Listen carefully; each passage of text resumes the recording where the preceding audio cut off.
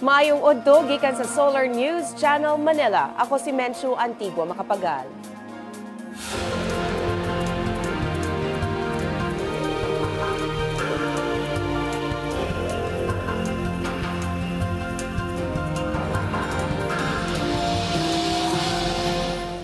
Ani ang mga balita alang sa Kabisayan ug Mindanao.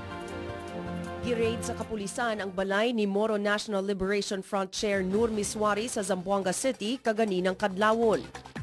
Gipaningil na ang duha ka shipping companies kansang barko nagbangga sa Talisay, Cebu tungod sa kadaot sa mangrove plantation resulta sa oil spill.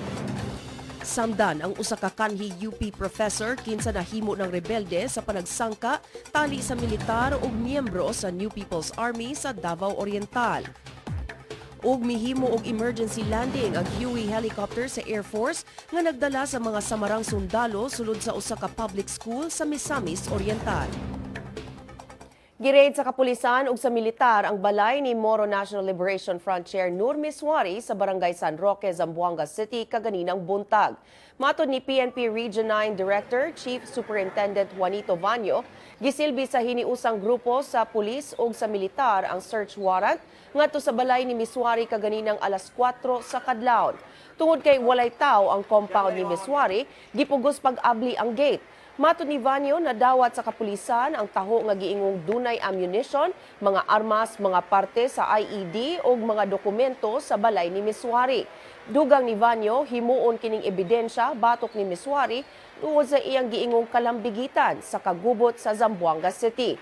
Niadtong Miyerkules, mikiha ang PNP Criminal Investigation and Detection Group og Rebellion ug kalapasan sa International Humanitarian Law batok ni Miswari ngadto sa Zamboanga City Prosecutor's Office. Sa labing ulahing batch sa mga reklamo, gibutyag sa CIDG nga gipakita ni Miswari ug sa iyang mga sakop ang ilang tinguha nga mutukod og independent state gawa sa lehitimong gobyerno. Matod sa CIDG, ila kining himuon pinaagi sa pag-occupy sa pipila ka bahin sa Zamboanga City samtang makigpinusilay ang MNLF batok sa mga sundalo.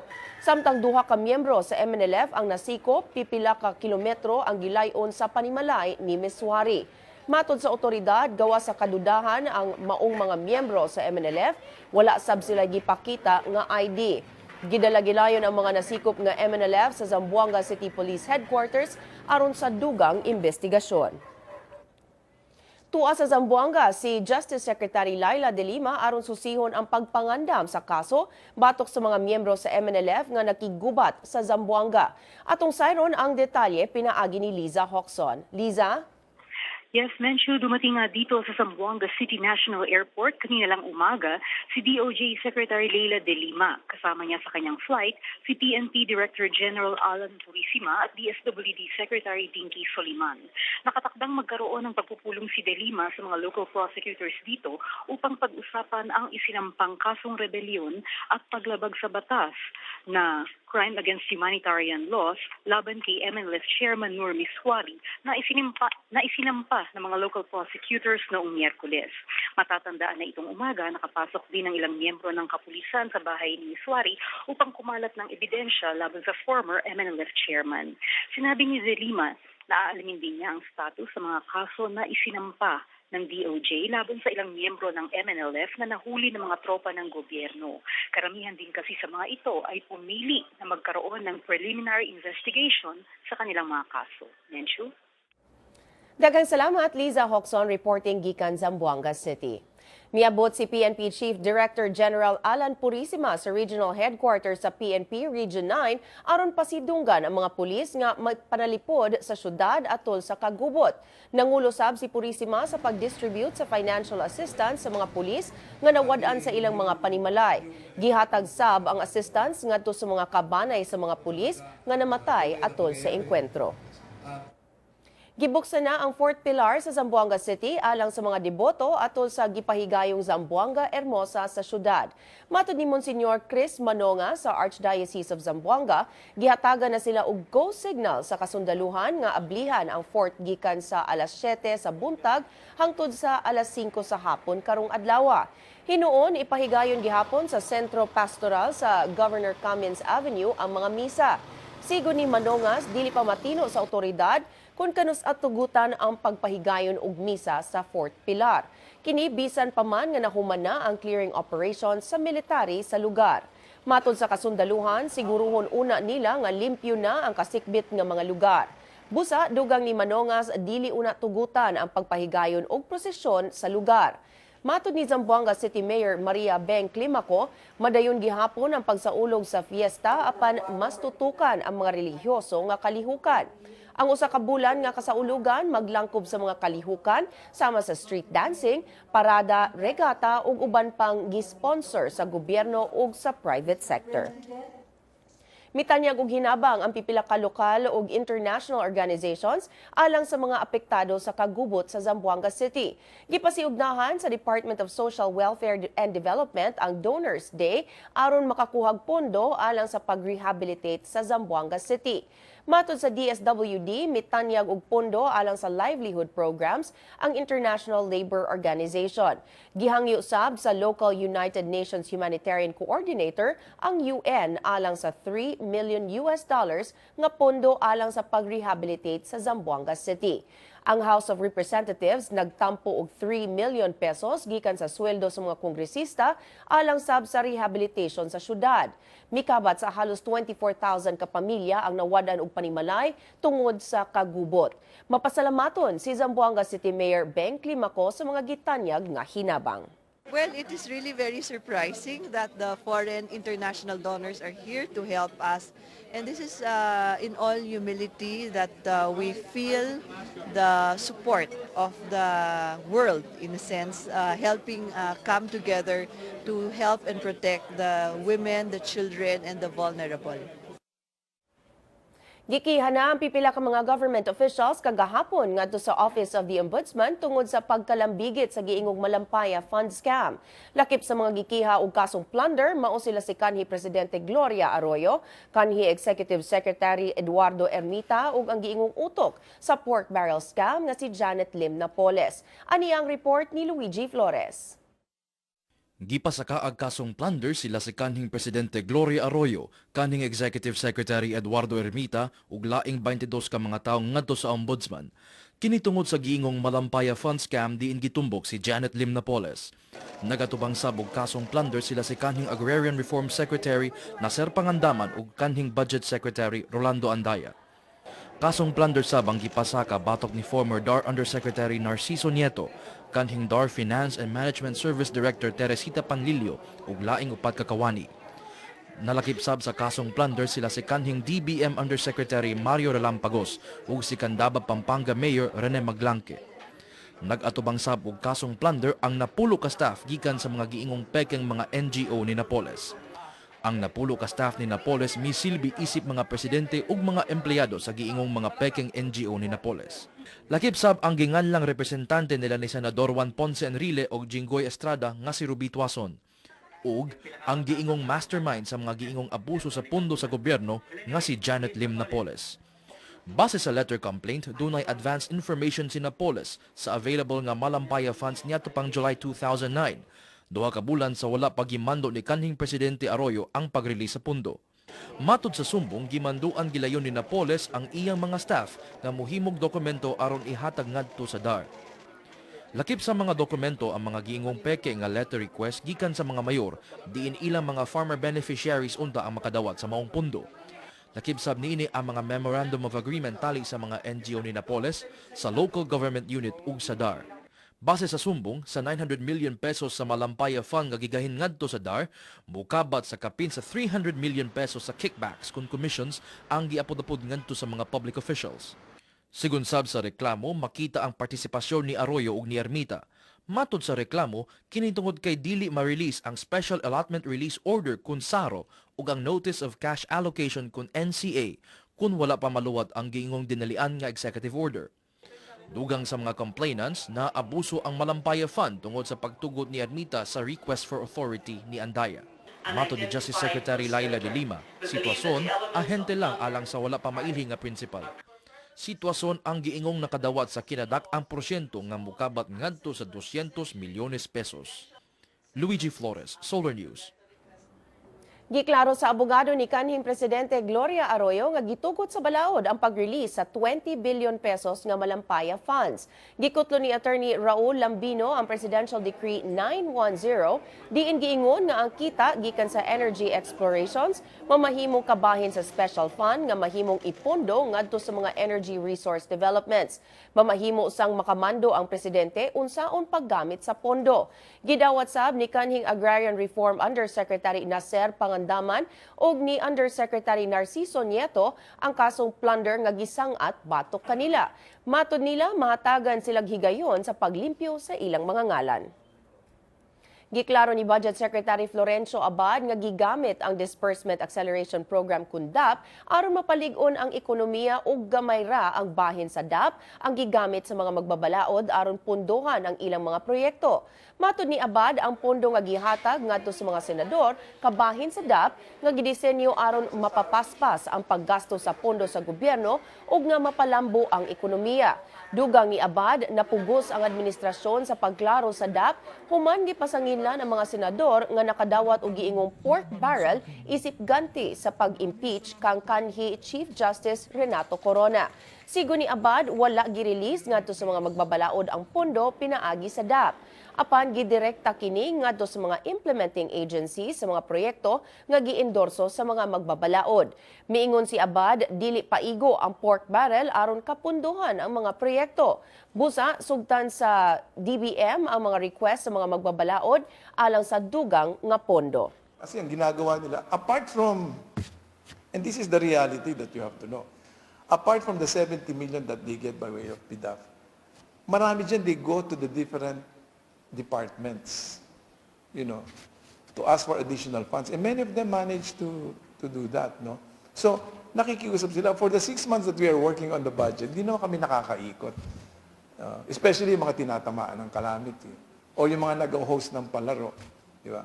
So, sinasabi nila, baka naman pwede nyo rin kaming tulungan. And, it's a consideration that as a cooperative branches of government, we accommodate. We can assure the taxpayers na kung may anomalya sa paggastos ng mga mababatas dun sa realigned savings na tinatawag nating DAP, ay lalabas at lalabas din yan. If something is found by COA in the use of other funds, then we will see the same process and we can expect and we should demand the same process be undertaken if anomalies are found. We are taking a break from Solar News Cebuano because Malacanang is having a briefing. Let's listen in. Ma'am, how do you explain this po? I think we've already sufficiently answered yung allegations about the releases, and to this day, those explanations hold. Yeah, RG. RG, just wait for the mic so our listeners can listen, can hear your voice. Yes, RG. Yes, go good ahead. afternoon, ma'am. Ma'am, there are claims by the aunt of the president regarding the elections. I think she mentioned that in a broadsheet.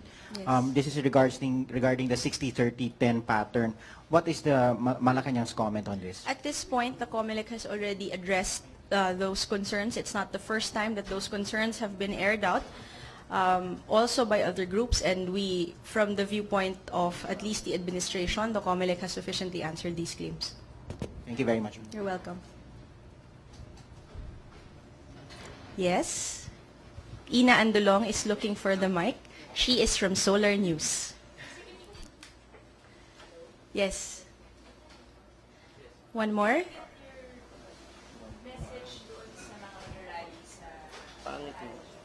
I understand that the police in that particular area have taken care to add additional manpower for starting today, just to make sure that not really so much because there is a threat, but also to facilitate the movement of traffic. It is going to be in Ayala. It's a Friday, so that would be necessary.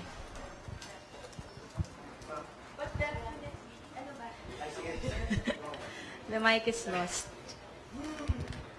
But definitely, ma'am, we're far from heeding their call to abolish all forms of pork barrel. Again, Ina, we've sufficiently answered and explained the necessity for what they insist continue to insist on calling presidential pork. We have also been consistent that the use of most of the SPFs, or the special purpose funds, under the control of the government have been above board, have been transparent, and necessary for the execution of the mandate of the executive.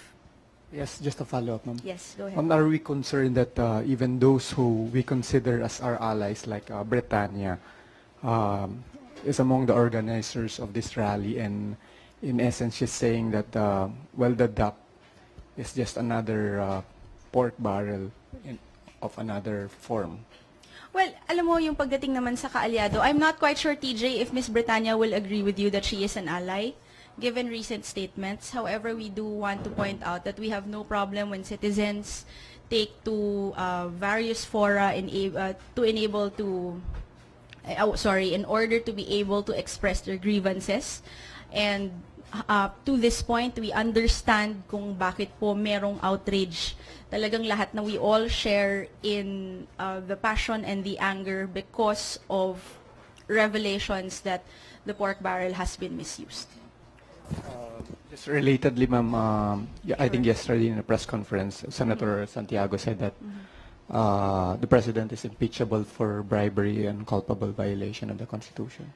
As the president has said, then if anybody should wish to, if they believe in that strongly enough, or that they believe in the correctness of the position, then we will meet any challenges head on. In the same way, allow me to mention that could be a follow-up question. I'll address it now.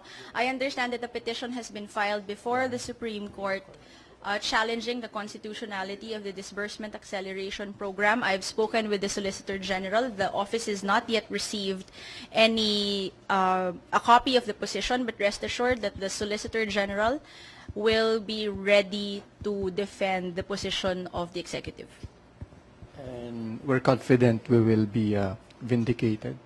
We are confident that we can ably defend the position on the creation as well as the use of the executive of the DAP.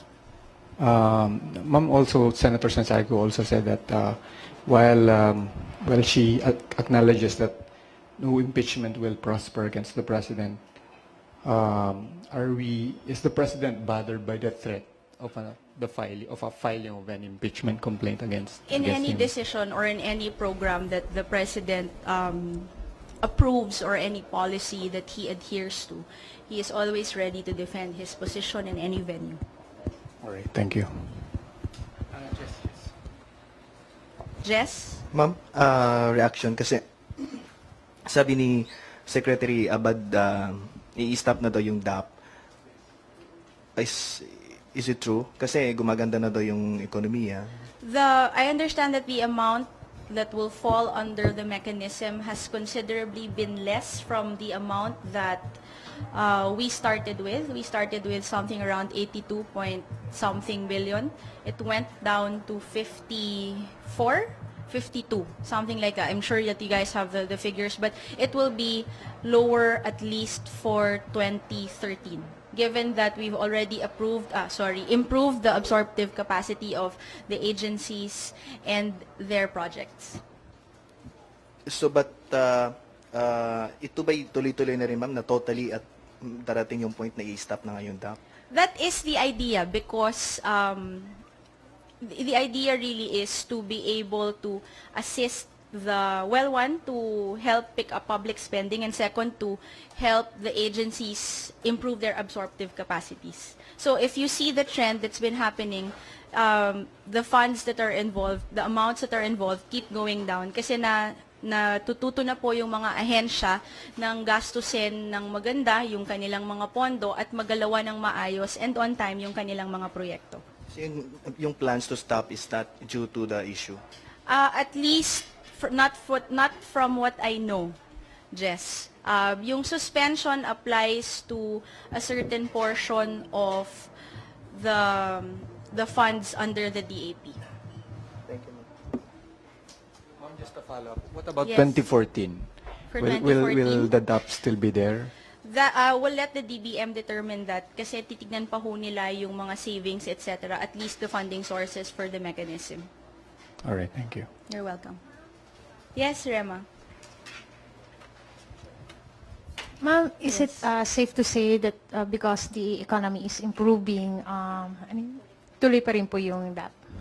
Sorry? Tuloy pa rin po yung DAP? It has lessened considerably. The amount that is involved has lessened considerably than what it was in 2011, primarily because, yes, spending has picked up. If you look at the year-on-year figures that are released, the public spending has picked up as well as the economy. Remember that when this was launched, our GDP was in the 3s in 2011. Nung pumasok po yung 2012, there was also a big improvement when it came to the GDP. Paano naman po yung sinasabi po ng nung public na there's a need to abolish po yung DAP? Sorry? Paano po yung doon po sa panawagan po ng public to the need to abolish the DAP completely? I think it would be better at this point to take a step back and really assess whether these calls are made on complete and full faith in the information as the basis of their calls.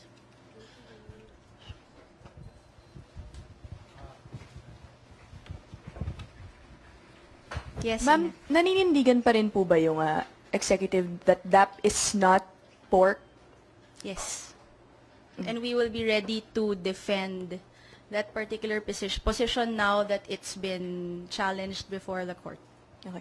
Ma'am, can we just get your action? Akbayan representatives are calling on the President to certify as urgent 2 bills that they filed, the Impoundment Control Bill and the Savings and Augmentation Bill. They said while both trimmed down the President's executive or the executive's fiscal power, the President should still certify it as urgent as part of his overall campaign against corruption and impunity. First 2 points. One, we've not seen copies of the bills that they have filed, both of them. And second, our response to any call for certification would be to remind them that the President is very judicious in the exercise of certification powers, primarily because there are also restrictions laid out by the Constitution on the use of this authority. If I am not mistaken, one would be in times of calamity. So the President assesses the use of this power based again on the contents and the urgency as well of the matter. Yes, Vic. Ma'am, clarification lang doon sa postponement ng Sangguniang Kabataan. Yes. Yung pondo po ba na intended for the Sangguniang Kabataan suspended din? Nakalagay po dun sa batas ay meron pong portion doon na pwedeng gamitin noong barangay para sa youth development project. Okay. Yung since na sinasabi yata doon sa batas na walang holdover capacity na itong mga incumbent Sangguniang Kabataan na officials, yun po bang IRA shares nila ay suspendido rin? Sorry, IRA shares ng Opo. barangay? Ng Sangguniang Kabataan, mayroon ba silang IRA? I need to check the text of the law because when I skimmed kanina, ang nakalagay doon yung 10% ng funds that are supposed to be for the Sangguniang Kabataan since wala nga ho siyang holdover. Okay. So ano yun, kung magiging kung yun, dadagdag sa savings yun ng... I would not know at this point. Okay. Let's wait for the release of the... So you guys can go through the law yourself. Okay. Sir, sir, ma'am, another issue. Ay, gaano pa ho ba kahaba ang dapat ihaba ng aking buhok para hindi na po tayo ma-confuse? Sorry, Vic, joke lang yan. Kinakabahan ako eh. Kinakabahan ka. Pagkaharap ko kasi kayo, ma'am, kinakabahan ako eh. Ayan. Maganda yon, maganda yon. Sige, Vic. Mr. Takina na. Ma'am, isa pa na concern. Yung dito sa sinasabi po tungkol sa issue ng DAP at saka itong kinakaharap ng gobyerno ngayon tungkol sa pork barrel, may mga nagsasabi pong ilang sektor na diversionary tactics na rin ginagawa ng palasyo kasi mula doon sa issue ng DAP, ng PDAP, tapos naging DAP, tapos bigla na lang lumutang tong issue ng Malampaya at si Gloria pa rin daw ang binabanata ng Malacanang. Any reaction? Tingin ko po hindi ho kami yung mahilig maging DOM, yung divert, obscure or manipulate. In fact, kung tingnan na lang ho natin yung facts. Tingnan na lang ho natin yung ebidensyang tinatayuan ng mga kasong ito. At saka yung DAP, parang kami nga ho yung laging natatanong tungkol dyan at parang hindi ho yata kami yung nagda-divert. Okay. One last point na lang, ma'am.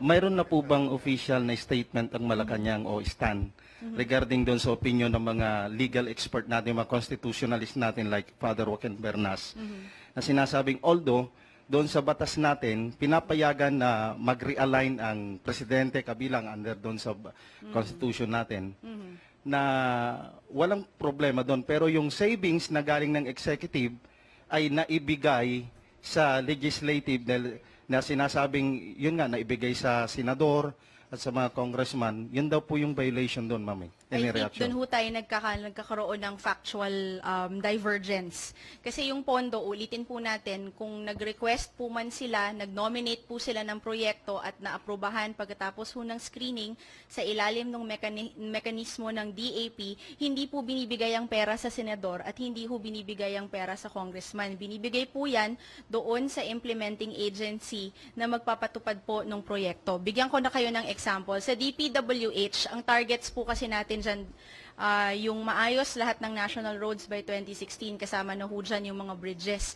Ngayon, kung meron ho silang pinropose na hard infra project, kailangan ho nandun na sa completed program of work ng DPWH. At kung sakaling nandun nga ho na-identify at posible ho siya, nire-release po ang pera doon sa implementing agency. Okay. Isang-isa na lang, ma'am. Habol na lang. Isang-isa na lang. Sige. Ma'am, your legal opinion as a lawyer, kayo po ba naniniwala doon sa sinasabi ni Presidente talaga na there is no bribery after the fact? Sayang yung tanong mo, Vic. Sana iba na lang. Of course, I will retain my legal opinion to myself. But pagdating ho dito sa usapin ng dun sa DAP, ngayong meron na hong petisyon na final dyan, ay tignan na ho natin kung ano ang magiging sagot ng pagkabilang panig dyan. Hi, ma'am. Yes, Tuesday. Go ahead. Reaction lang po sa observations that parang may double standard daw po itong Administrasyong Aquino because patuloy niyong dinidepensa yung pagpapalabas ng DAP on legal basis. Sabi niyo nga may legal basis. Okay. And yet, parang ganito rin naman yung ginawa ng Administrasyong Aquino on the former President Gloria Macapagal Arroyo nang sampahan siya ng kasong plunder. Parang ang argument before is ginamit niya yung pondo ng PCSO to the projects of OWA, kaya't may kaso siyang plunder before. So ano po ang masasabi niyo? Tingin ko magkaiba ho yung set ng facts in both and yun ho yung naging diferensya. Magkaiba ho yung mga pangyayaring kinatayuan ng nung dalawang pangyayaring pinag-uusapan natin. Can you cite some instances, ma'am, na magkaiba yung kanilang Well, for one, pangyayari? again, yung sa DAP Tuesday, no, linawin ko lang, wala ho tayong nire-release na pondo doon sa mga mambabata. Siguro po sa inyo ngayon, by now, malinaw na ho yun, that the money is released if the program that was proposed was vetted and approved, doon ho i-release sa implementing agency yung pondo para doon sa proyekto. At makikita ho natin yung breakdown or at least yung mga figures. Ang DBM daw po ay maglalabas noong mga proyektong napondohan sa ilalim ho ng mekanismo ng DAP. Earlier this morning, naglabas na po ang DOE ng mga proyektong ginawa po nila at na-expand nila sa ilalim ng mekanismong ito. Kasama na nga dyan yung sitio electrification. Pagdating naman ho doon sa PCSO, obviously, ano po yun hindi lang pondo ng PCSO yung pinag-uusapan natin. That was from CIF at ibinigay ho sa PCSO at sa OWA. So there is a clear difference also because the use of CIF is detailed in the budget, kung ano ho yung pwedeng paggamitan nung pondong iyon. And when it was given to another agency who has more or less purposes different from the use of that fund, therein lies the difference. Okay, ma'am. Another question. Since Nurmiswari ay mayroon na pong naisang pangkaso, I think rebellion and Violations paglabag of sa international humanitarian law. Yeah. Will the President likely to approve na yung pag-aalok ng bounty sa kanya po? Discussions are still ongoing, so I don't have an update for you on that. Okay, thank you. JV? No. Yes? Okay? Everyone? Okay. I'm sorry. Hello? When can we expect the DBM to release the list of projects that were funded by DAP? They're working on it today. Hopefully, they will be able to upload the list as soon as they can. They informed me that they were already working on it. Thank you. Ma'am, isang question. Yeah, Bernard, go ahead. Sabi kasi ni Miriam Santiago, kung para maibalik yung moral ascendancy ni Pinoy, dapat i-forgo niya yung pork barrel, pero parang ilalaban niyo. Sorry, what specific fund? Sorry, I would ask you guys to please be specific. Yung pork barrel na hindi naka-itemize, so yung mga presidential social funds, gano'n. When it comes to the special purpose funds, at least under the control of the executive, would be calamity, contingency, miscellaneous personnel benefits fund, the retirement and gratuity fund. We've already explained why, by the very nature of the special purposes of these funds, why they cannot be itemized. Remember yung examples po natin sa Bagyo, remember yung examples po natin sa retirement at sa early retirement, so on and so forth. Those items, or the flexibility that is given in those items, are necessary for the executive to be able to respond to situations that are unforeseen or that come as something that is not planned. So the justification remains the same. Who's next? Rema. Ma'am, ano lang po, on the visit po ni Pangulong Aquino dun sa Bali, Indonesia next week, ano po ba ang itinerary po niya? Kailan po We will release the itinerary to everybody as soon as we are cleared to do so. I understand you were given a briefing where the items were laid out. Ma'am, isa na lang po. Yeah. Meron na po bang budget po kung magkano po yung trip po niya doon? You should ask the Office of the Executive Secretary. We're also following up. Thank you po. Expenses as well as official delegation. Ma'am, Yes. kasi hindi daw matutuloy si President Obama sa APEC. So, ma-shortcut ba yung trip ni Pangulo or still the same? Yung hindi maapektuhan yung kanyang itinerary? President Aquino's trip? Yes, ma'am. No, none. There will be no effect. Yes, please. I would ask for your indulgence for the last questions because I have a meeting inside the... Ma'am, Yes, para yes. lang, follow-up lang kay Ms. Wari. So, will the government warn those who are cuddling Ms. Wari? There are offenses that have already been laid out in relevant penal laws when it comes to obstruction of justice as well as other relevant offenses. Do you have any information if Ms. Wari is still here? At this point, I am not at liberty to share that with you guys. Or at least is in Sulu? Celerina, I can't talk about these things right now. Okay? Last, please. Yes, I'm sorry. I do have a meeting. Ma'am, yung sa Yeah. I don't know if nabasa nyo na yung banner story ng Manila Standard on Tingting Coangco. Her Asked and expose. answered. Okay, sorry. Thank you. Okay, thank you, ladies and gentlemen. We will send down the papers of the proclamation as well as the New Republic Act as soon as processing is finished. Thank you very much and magandang tanghali po ulit sa inyong lahat. You've just heard Malacanang's briefing on various issues surrounding the disbursement acceleration program and some other issues concerning the administration. Deputy Presidential Spokesperson Abigail Valtes says the government is confident on the legality of DAP and reiterates that no DAP funds were released to lawmakers. Valtes says special funds cannot be itemized because of their nature. Now, Valtes also says that bounty for the capture of MNLF Chair Nur Miswari is still being discussed by Malacanang. I'm Menchi Macabagal. You're watching Solar News. Good afternoon.